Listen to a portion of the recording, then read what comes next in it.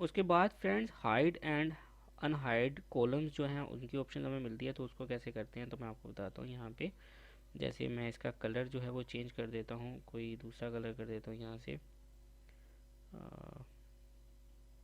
चलिए, अब यहाँ पे आप किसी रो को हाइड करना चाहते हो या अनहाइड करना चाहते हो, सिंपल आप इसको यहाँ पे रखें और यहाँ से आप उसको हाइड कर दें, तो यहाँ पे ये देखें हाइड होगी। अब अनहाइड करने का क्या तरीका है, इसको सिलेक्ट करें, ठीक है, और यहाँ पे आप क्लिक करें और यहाँ से अनहाइड कर देंगे।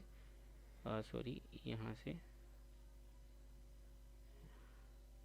अनहाइड करेंगे तो वो खुद ब खुद शो हो जाएगी। तो ये हाइड और अनहाइड करने का तरीका होता है। इसी तरह से अगर आप कोई कॉलम को हाइड करना चाहते हो तो यहाँ पे क्लिक करो और यहाँ से उसको हाइड कर दो, और अगर अनहाइड करना चाहते हो तो इसको सेलेक्ट करो और यहाँ से अनहाइड कर दो, तो यहाँ पे ये दोबारा से शो हो जाएगा।